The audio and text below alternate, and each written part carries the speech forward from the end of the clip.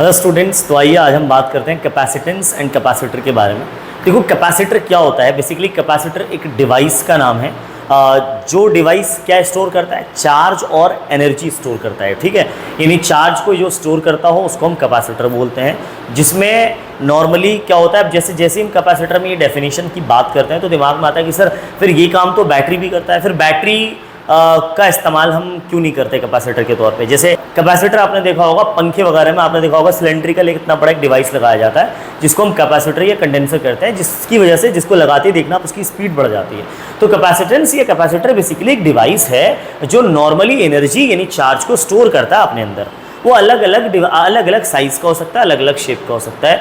आपने कई बार जो टीवी होता है, मोबाइल है, उसके टीवी के मदरबोर्ड में मोबाइल का जो मेन बोर्ड होता है उसके अंदर आपने छोटे छोटे इतने बड़े बड़े छोटे छोटे सिलेंड्रिकल डिवाइसेस लगे होते हैं, वही कैपेसिटर होता है बेसिकली। तो ये जो कैपेसिटर है वो एनर्जी को स्टोर करता है, यानी चार्ज को स्टोर करता है। वक्त पड़ने पर वो एनर्जी देता है, यानी चार्ज देता है वो। लेकिन सवाल ये उठता है कि सर ये काम तो बैटरी भी करता है, तो बैटरी को ही हम क्यों नहीं इस्तेमाल कर लेते कैपेसिटर की जगह, कंडेंसर की जगह पर पंखे के अंदर? तो बच्चों एक बात बताओ, बैटरी में क्या होता है, एनर्जी स्टोर करने में टाइम लगता है। भाई बैटरी जो काफ़ी टाइम लगाता है एनर्जी को स्टोर करने में, और जाहिर सी बात है जब हमें बैटरी से एनर्जी चाहिए तो फिर हमें उतना ही टाइम लगेगा, मतलब ज़्यादा टाइम लगता है बैटरी से एनर्जी को लेने में। लेकिन क्या हो, हमें जब ऐसे टाइम पर, जब हमें बहुत ज़्यादा एक ही टाइम पर एकदम से ज़्यादा एनर्जी की ज़रूरत पड़े तो हम उस टाइम पर क्या बैटरी का इस्तेमाल कर सकते हैं? नहीं। तो ऐसे टाइम पर काम आता है कैपेसिटर यानी कंडेंसर, जो कि ना तो चार्ज होने में ज़्यादा टाइम लेता है, यानी चार्ज भी बहुत जल्दी हो जाता है, और अगर हमें उसे एनर्जी चाहिए तो वो एक दम में बहुत सारी एनर्जी, एक बार में बहुत सारी एनर्जी हमें प्रोवाइड भी कर सकता है।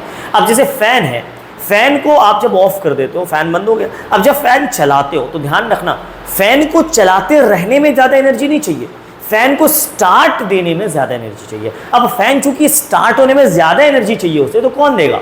इतनी एनर्जी तो इलेक्ट्रिकल एनर्जी दे नहीं रही उसे, तो इतनी एनर्जी देने के लिए उसके अंदर कंडेंसर लगाया जाता है। कंडेंसर क्या करता है, फैन को एक स्टार्ट कर देता है, और स्टार्ट जब हो जाता है फैन, फिर फैन वो आसानी से अपना चलना स्टार्ट कर देता है। सो कंडेंसर एक ऐसा डिवाइस है जो एक बार में एनर्जी में प्रोवाइड कर देता है ज़्यादा से ज़्यादा।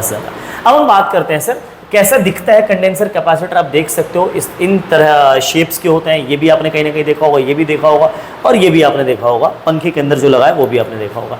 प्रिंसिपल क्या है कैपेसिटर का? तो कैपेसिटर के प्रिंसिपल को समझने के लिए आप ऐसे समझो कि मान लो हमारे पास एक कंडक्टर, एक प्लेट है, कंडक्टिंग प्लेट है, उसके ऊपर हमें चार्ज स्टोर करना है। एक कंडक्टिंग प्लेट है, उसके ऊपर हमें चार्ज स्टोर करना है। फिलहाल के लिए आप इसे भूल जाओ।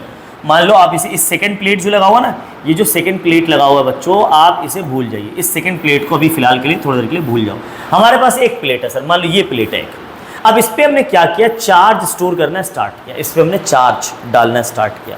जैसे ही हमने इसके ऊपर चार्ज स्टोर करना स्टार्ट किया, आप बताओ क्या इस प्लेट की पोटेंशियल नहीं बढ़ जाएगी? भाई किसी चीज़ पर हम जब चार्ज डाल देंगे तो उस चार्ज की वजह से वहाँ पे पोटेंशियल बढ़ती है। ऐसी प्लेट है, कोई भी प्लेट पे जब आप चार्ज ला के रखना स्टार्ट करोगे तो उस प्लेट की पोटेंशियल क्या हो जाएगी? बढ़ जाएगी सर। और जब उस प्लेट की पोटेंशियल बढ़ जाएगी, आप ध्यान से देखना इस चीज़ को, अगर इस प्लेट की पोटेंशियल बढ़ जाएगी तो क्या ये और चार्ज को अपने तरफ आने देगा?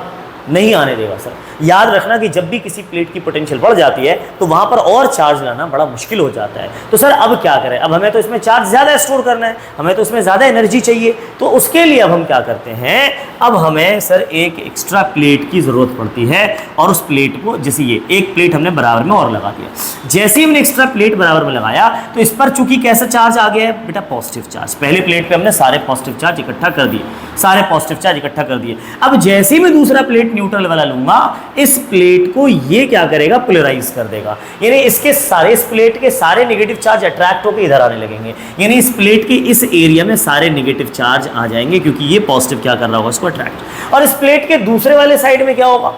पॉजिटिव चार्ज रहेंगे, जाहिर सी बात है। इस प्लेट की दूसरे वाले साइड में क्या आ जाएंगे? पॉजिटिव चार्ज आ जाएंगे। अब आप बताओ बच्चों कि ये प्लेट क्या अभी चार्ज हुआ? नहीं हुआ सर।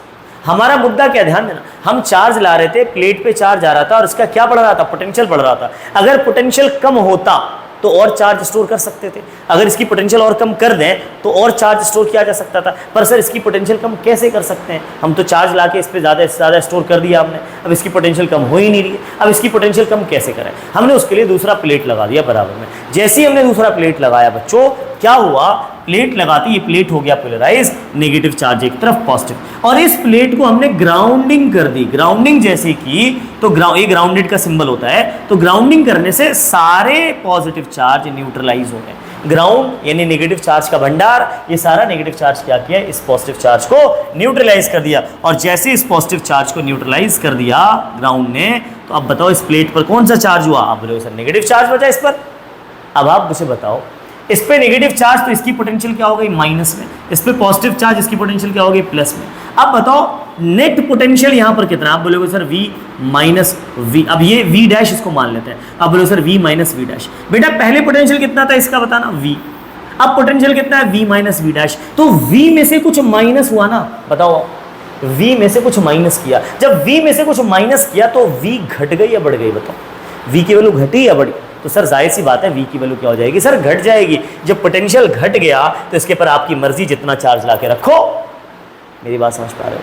तो सर इस तरह से एक कैपेसिटर में दो प्लेट्स आने शुरू हो गए, जिससे पोटेंशियल कम होता जाए और चार्ज बढ़ता चला जाए। सर इतनी बात क्लियर है? अच्छा, अब ये इसी को कहते हैं बच्चों प्रिंसिपल ऑफ द कैपेसिटर। यही जो मैंने अभी बताया ना, जो अभी एक्सप्लेन किया कि how to reduce the potential और इस तरह से चार्ज को कितना ज़्यादा हम स्टोर कर सकते हैं, यही है प्रिंसिपल ऑफ द कैपेसिटर।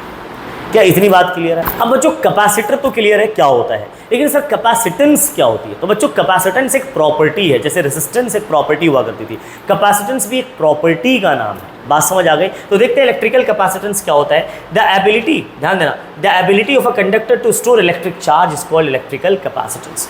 यानी कि किसी भी कैपेसिटर की एबिलिटी, ठीक है, जिससे वो इलेक्ट्रिकल चार्ज स्टोर कर सकता है, उसको हम इलेक्ट्रिकल कैपेसिटेंस कहते हैं।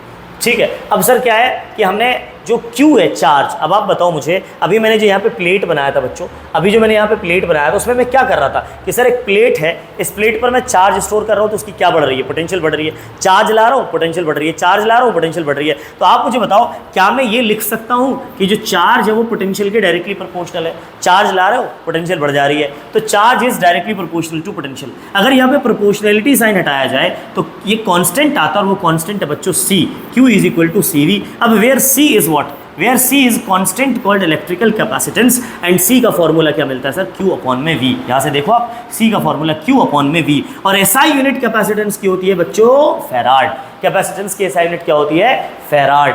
ठीक है, कई बार इसको माइक्रो फैराड भी बोल देते हैं, पिको फैराड भी बोल देते हैं। माइक्रो फैराड का मतलब 10 की पावर -6 फैराड, पिको फैराड का मतलब 10 की पावर -12 फैराड। तो इसको आप चेंज करने आना चाहिए आपको। ठीक है, a conductor is said to be have capacitance of 1 farad.